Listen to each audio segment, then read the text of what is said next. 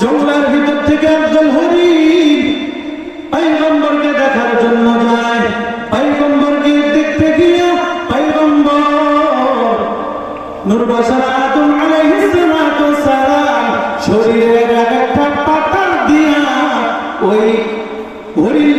সম্বর্ধনা জানায়। হরিণগুলো যখন পাতা খায়, পাতা খাওয়ার পরে তাদের ভিতরে 3টে করে গুণ বৃদ্ধি পেয়ে যায়। 1 নম্বর গুণের নাম হইল তাদের চেহারা সুন্দর, 2 নম্বর গুণ হইল তাদের গোশতগুলো সুস্বাদু, নাম্বার 3 তাদের নাভির ভিতরে কস্তুরী। এর নবীর উম্মতের দল। এবার দ্বিতীয় দল হরিণ।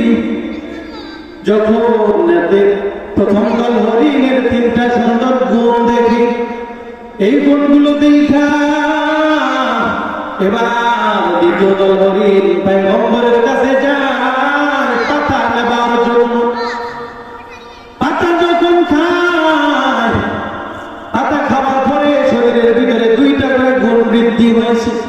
1 নম্বর গুণ হইল তাদের চেহারা সুন্দর হয়ে যায়, নাম্বার 2 তাদের গোশতগুলি সুস্বাদু হয়ে যায়, 3 নম্বর গুণ তাদের নাভির ভিতরে কস্তুরী হয় না।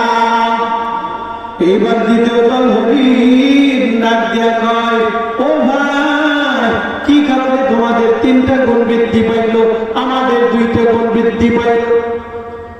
চিন্তা করিয়া দেখে কোন যোগসূত্র নাই। প্রথম দল হরিণ ডাক দিয়া কয়, রে ভাই, এর মধ্যে বড় একটা যোগসূত্র। আর এই যোগসূত্র হইল আমরা তো পাতা আনবার জন্য নূরবাসার পয়গম্বর আদম নবীর কাছে যাই নাই। পয়গম্বর আদমকে তো আমরা দেখার জন্য গিয়েছিলাম। পয়গম্বর আদম আলাইহিস সালাম খুশি হইয়া আমাদেরকে একটা করে পাতা দিয়েছে। আর তোমরা